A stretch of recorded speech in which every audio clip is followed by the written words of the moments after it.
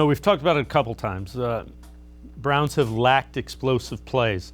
Kevin Stefanski did address that when he talked to the media today. Here's Kevin Stefanski on that lack of big plays.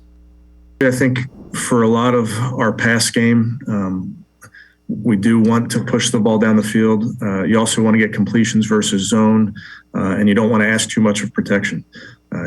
So versus a good front, there were times where we were trying to get the ball out quickly.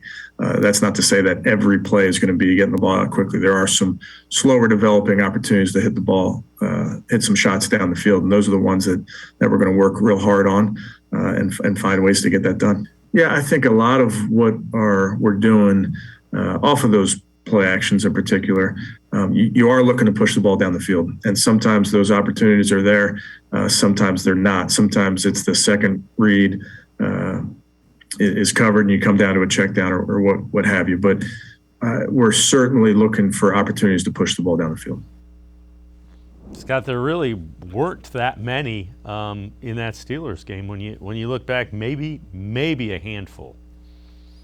Yeah, I'm not even sure there's that many, Dave. I rewatched the first half again today, and you look in that fourth quarter, the late play to Odell was probably the deepest ball down the field. There were a couple of 20 to 25-yard in routes that they ran, but no, go routes down the sideline, no big post plays that you think, okay, they really stretched the defense with this.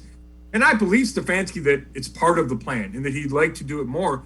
But I just flashed back to last year and against the Titans. You remember going 3 tight ends, play fake, and Donovan Peoples-Jones gets by one-on-one coverage on the outside, runs a double move, and that's like an easy, quote-unquote, easy completion, right? There's no safety help. You're able to get the guy one-on-one isolated, and you take a deep shot.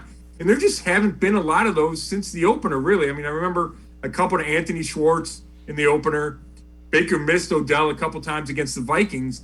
But that's kind of all that stands out to me.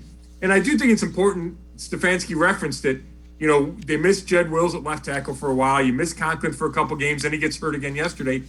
And you do have to be cognizant of the protection, especially with Baker dealing with that shoulder injury, that you can't have him taking a bunch of 7-step drops and waiting, because then he's susceptible to getting hit.